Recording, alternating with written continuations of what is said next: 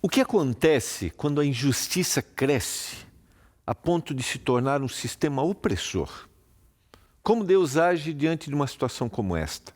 No estudo de hoje, nós vamos entender a forma como o Senhor vê o sofrimento humano e confronta a tirania do mal para libertar os oprimidos, pois o juízo e a libertação fazem parte do mesmo processo. Está no ar o programa Escola Bíblica.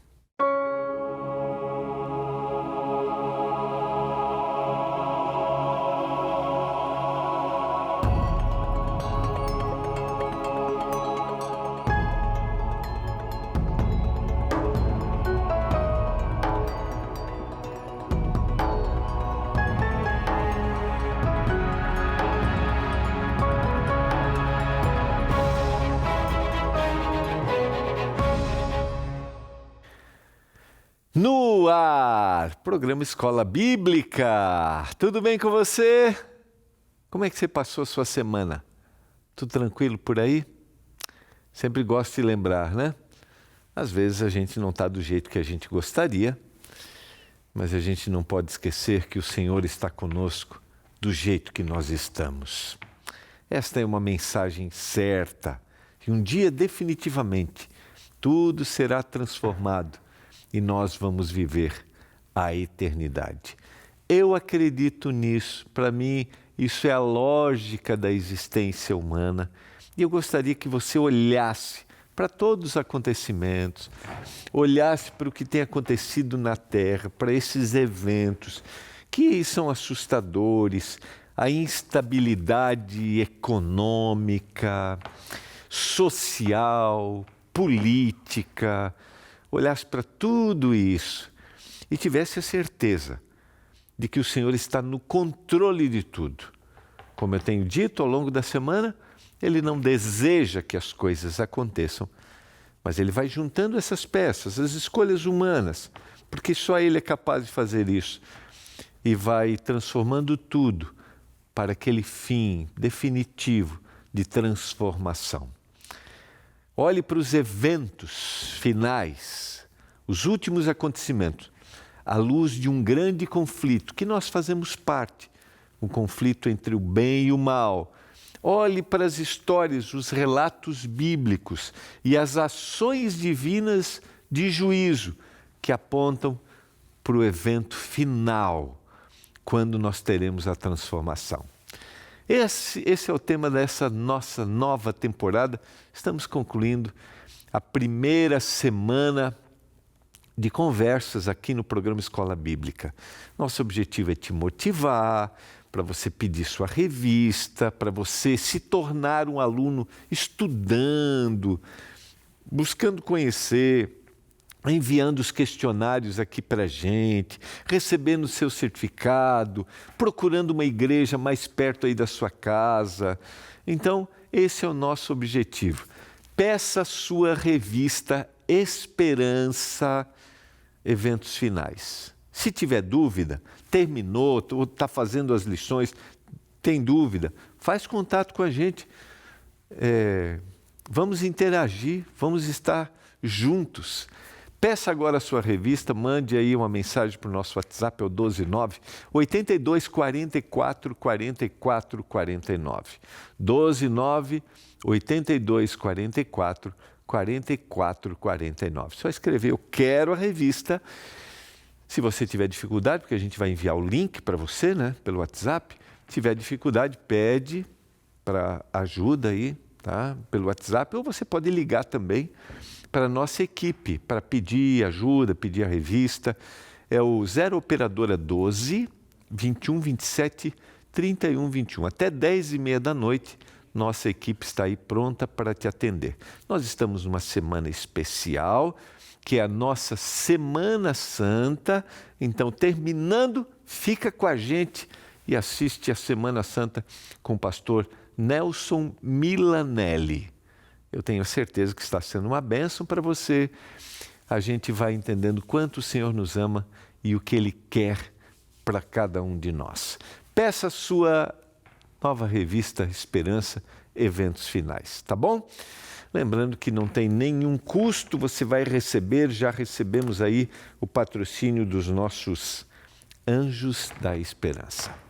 Vamos orar e vamos para mais uma história de ação divina. O Deus misericordioso, o Deus que age, o Deus que deseja salvar, mas o Deus que diz, basta. E hoje nós vamos analisar uma nação que se apresenta muitas vezes na Bíblia como um sistema opressor, oprimindo aqueles que são fiéis a Deus. Mas o Senhor tentou salvá-los. O Senhor enviou José para essa nação para mostrar que o Deus verdadeiro está no comando de todas as coisas. Mas eles cada vez mais entraram na sua adoração aos deuses. Mais de 2.000 deuses do panteão egípcio fez com que eles não olhassem para o Deus verdadeiro. A gente vai relembrar um pouco essa história hoje. Vamos orar? Senhor, a gente vai abrir a Bíblia. Te agradecemos porque temos a Bíblia. Te agradecemos porque a Bíblia mostra-nos o caminho, mostra-nos a verdade, mostra-nos a vida, o Senhor Jesus Cristo. Desde o Gênesis até o Apocalipse, a revelação do Senhor que ama, o Senhor que quer salvar. Que a gente seja impressionado pelo texto bíblico ao abrirmos mais uma vez. Eu peço, em nome de Jesus. Amém. Vamos lá? Quero convidar você a abrir a Bíblia no livro de Êxodo. Esse é o livro que fala da saída do povo da opressão egípcia. Se a gente lembrar o contexto, né? Essa foi uma profecia que o Senhor apresentou para Abraão, que o seu povo iria viver como oprimido 400 anos pelo povo egípcio, foram 430 anos aqui. A gente deve lembrar que foram 70 pessoas da família de José. Foi José primeiro vendido, e estou fazendo a descrição do livro de Gênesis, a partir do capítulo 37. José é vendido pelos seus irmãos como um escravo, mas se torna governador do Egito, se torna alguém importante. Ele revela quem é o Deus verdadeiro, e essa é uma forma que Deus vai usar para o povo egípcio, para que o povo egípcio conheça o Deus verdadeiro. Eu gosto muito da citação de Paulo no primeiro capítulo de Romanos, capítulo 1, verso 26, 27, quando ele diz que ninguém vai ser indesculpável no fim, por não ter conhecido, não ter recebido a revelação do Senhor. Eu vou confirmar aqui o texto. Na realidade é o verso 20, capítulo 1, verso 20. Os atributos invisíveis de Deus, como seu eterno poder, como também a sua própria divindade, claramente se reconhecem desde o princípio do mundo, sendo percebidos por meio das coisas que foram criadas. Tais homens são, por isso, indesculpáveis. O Senhor se revela, né? Sempre, de todas as formas. E o Senhor se apresentou para esse povo. O Senhor se apresentou para o povo egípcio através de José. Eu estou fazendo aqui, só relembrando, com os 7 anos de fartura e depois com 7 anos de escassez. Essa nação se tornou importante para que houvesse a preservação da vida. E foi reconhecido claramente o Deus verdadeiro ali. Mas o texto diz que essa geração faleceu José, diz o capítulo 1, todos os seus irmãos, toda aquela geração, mas os filhos de Israel, eles foram fecundos, cresceram, aumentaram, se multiplicaram, se fortaleceram de maneira que a terra se encheu deles. Entrementes se levantou um novo rei sobre o Egito, que não conhecera José, ignorou. E aí vem esse mergulhar na adoração aos falsos deuses, e este mergulhar faz com que eles se afastem daquilo que Deus havia feito por intermédio deles para as outras nações. E aí o que eles fazem? Eles usam do poder para oprimir este povo que havia crescido. Diz o texto, os egípcios puseram sobre eles feitores de obras para os afligirem com as suas cargas. Mas quanto mais afligiam, mais eles se multiplicavam, se espalhavam, de maneira que se inquietavam por causa dos filhos de Israel. Então os egípcios, com tirania, faziam servir os filhos de Israel e lhes fizeram amargar a vida com dura servidão, em barro, tijolos e com todo o trabalho no campo, com toda a sorte de vida, de serviço melhor, em que na tirania os serviam. Essa expressão aqui para mim ela é muito forte, né? E lhes fizeram amargar a vida com dura servidão. Queridos, deixa eu dizer uma coisa para você.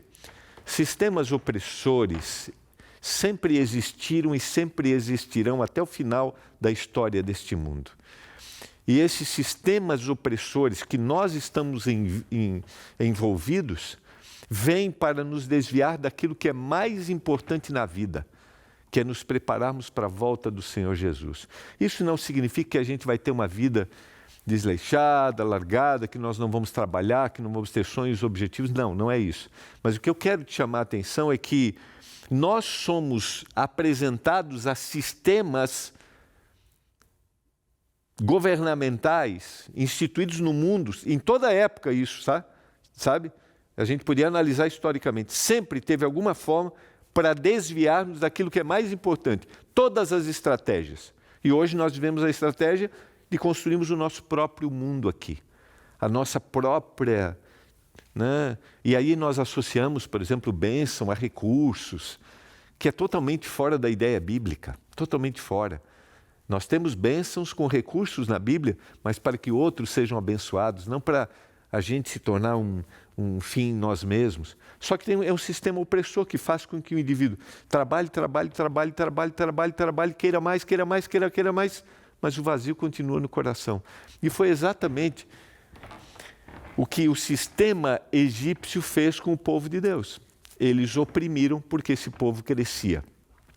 Mas agora vamos às ações divinas, o padrão do juízo divino. Lembra bem, o nosso objetivo nessa semana de introdução é entendermos os padrões divinos de ações de juízo, olhando para o fim, olhando para os eventos finais. Esse é o nosso propósito. No capítulo 13, verso 7, o Senhor continuou, eu vi a aflição do meu povo, quando ele chama Moisés. E a gente tem a Moisés em 3 fases na vida.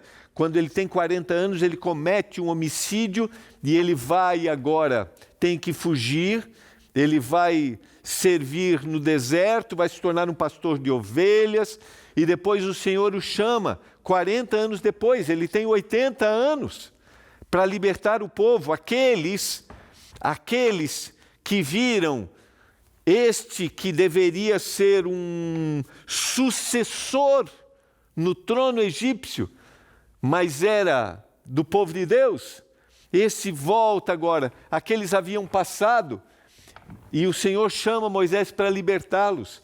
Eu vi a aflição do meu povo, que está no Egito, ouvi o seu clamor por causa dos seus feitores, eu conheço o sofrimento do meu povo. Sempre quando Deus vê, que a Bíblia traz, eu vi a aflição do meu povo, vem uma ação divina. E eu queria dizer para você, talvez você pode até achar que Deus não percebe o que está acontecendo. Talvez você pode olhar e dizer assim, o Senhor esqueceu. Você olha para o mundo, você olha para algumas nações, alguns países, e você vê, sabe, sofrimento, destruição, e você pode olhar e dizer, onde está o Senhor? Eu quero dizer que o Senhor vê e o Senhor vai agir, porque o juízo divino, ele tem 2 propósitos. O juízo divino é para libertar aquele que foi fiel, mesmo que ele tenha dormido o sono da morte, o Senhor vai restaurá-lo. Então é para libertar aquele que foi fiel, e o Senhor vai libertar o povo, mas o juízo divino também é para agir com aquele que oprimiu. A ação é sobre aquele que foi duro, aquele que foi injusto. Isso não é vingança, isso é ato de justiça e misericórdia. Não esqueçamos disso. O Senhor liberta e o Senhor age com aquele que está oprimindo. Este é um padrão divino em todas as ações de juízo. Por isso, eu desci a fim de livrá-lo das mãos dos egípcios, para fazê-lo sair daquela terra e levá-lo para uma terra boa e ampla, terra que mana leite e mel, lugar do cananeu, do eteu, do amorreu, do ferezeu, do eveu e do jebuseu, a terra prometida. O Senhor desceu para livrar o seu povo, e o Senhor vai descer para livrar aquele que é fiel dos sistemas opressores que são colocados diante de nós hoje. Esse texto revela algo fundamental sobre o caráter de Deus. Ele não é indiferente à injustiça. Deus vê, ouve e conhece o sofrimento humano. E Ele vai agir. No seu tempo, você pode ter certeza, Ele vai agir. Deus não é indiferente, ainda que nós achamos que em determinado momento Deus esqueceu, largou, fez a criação e agora todo mundo aí fique largado. Não, esse não é Deus. Essa não é a nossa visão, a visão deísta, é a visão teísta, que um Deus que é intencional, que age. A intervenção divina começa com a percepção do sofrimento humano. É assim. Nas outras histórias nós percebemos a malignidade e o sofrimento, porque a malignidade vem de encontro àqueles que são fiéis. E Deus vai agir. Pois o clamor dos filhos de Israel chegou até mim, diz o verso 9 e o verso 10. Eu vejo a opressão com que os egípcios os estão oprimindo. Agora venha, eu enviarei a Faraó para que você tire do Egito o meu povo, os filhos de Israel. O Senhor sempre tem aquele que é fiel. O Senhor quer libertar o seu povo. Antes de qualquer intervenção direta, Deus envia um mensageiro. Moisés recebe a missão de falar com Faraó e transmitir a ordem divina. Deixa meu povo ir. Mais uma vez a misericórdia do Senhor se renova. Essa misericórdia foi apresentada com José. Era para ter sido preservado na história. Era para ter ficado claro para eles que o Deus verdadeiro um dia agiu, esteve ali. Eles deveriam ter tido essa percepção, mas não, eles abandonaram. Para eles o senso de juízo, de justiça, de verdade, estava no controle do universo através das ações da natureza. E essa era a verdade para o povo egípcio. Dentro do seu panteão, e o faraó para eles, era o enviado de Deus ali, dos deuses, para manter esta ordem da natureza, que era a ordem do universo. Esse era o objetivo, para que eles continuassem. Mas eles esqueceram que era o Deus verdadeiro que tinha controle, era o Deus verdadeiro que tinha dado 7 anos de fartura aos seus antepassados. Era o Deus verdadeiro que tinha dito: agora passou, vai ser agora escassez, mas vocês têm alimento e serão bênção. Olha como Deus é. Mas Deus renova a sua esperança, Deus renova seu ato de misericórdia aqui, através de Moisés, para que eles não vivessem as consequências e reconhecessem o Deus verdadeiro. Por isso que quando as pragas vão cair diretamente sobre os deuses que para eles sustentavam essa ordem do universo. E a queda das pragas, inicialmente, vem direto ao controle da natureza, para mostrar que quem tem controle de tudo é Deus, queridos. Não são homens. Não são homens que acham que têm poder, que acham que têm recursos, que criam armas humanas para sua própria destruição e se sentem deuses. O engano do Éden, esse é um engano. Nós não somos como Deus. Assim como nos relatos anteriores, o juízo não acontece sem advertência. Faraó recebe várias oportunidades para mudar a sua decisão. Interessante. Na crença deles, o faraó deveria ser aquele que manteria a ordem do universo, através do controle da natureza. Só que é a rejeição desse próprio homem que faz com que a desarmonia reine no Egito. Olha que interessante. Por quê? Por causa do orgulho, do não render-se. Mas Deus é insistente. Deus deseja. Moisés e Arão apresentam repetidamente a mensagem de Deus ao governante egípcio. Cada encontro representa uma nova oportunidade de mudança. Nas 10 pragas que caem, cada vez o Senhor está batendo a porta e dizendo assim: reconheça, me reconheça como Deus verdadeiro. No entanto, o texto bíblico descreve que o coração de Faraó permaneceu endurecido. Essa resistência prolongada mostra que o juízo divino não ocorre sem que haja persistência na rejeição da advertência. Vejam só, vai endurecendo o coração. Essa resistência prolongada, sabe, revela que o juízo não ocorre sem essa persistência constante aqui, ó. Vai fechando o coração. E sabe o que eu penso? Que muitos hoje se colocam na posição como Faraó de Deus, que acham que têm o controle, que são mensageiros de Deus para agirem na libertação do mundo. E não é. Não é sobre controle humano que o mundo será liberto, queridos. Nós não vamos construir uma terra sobre padrões humanos. Nenhuma nação se levantará. A profecia é clara. As grandes nações caíram: Babilônia, Medopérsia, Grécia, Roma, e depois nenhuma outra grande nação. E o Senhor revelou isso para Daniel no capítulo 2 do seu livro, dizendo assim, que o outro grande reino é o reino do Senhor, não é nação humana que terá poder. Pode ser econômico, militar, não é. Ninguém pode se apresentar como Deus. A gente vai estudar isso na sequência. As 10 pragas que atingem o Egito não acontecem de forma repentina.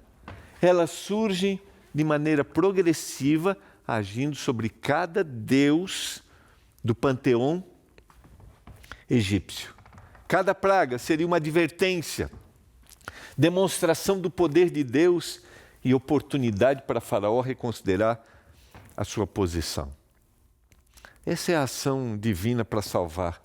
Alguns estudiosos observam que as pragas confrontavam diretamente elementos importantes da religião egípcia, mostrando que o Deus Israel era superior aos deuses adorados no Egito. Isso já havia se manifestado.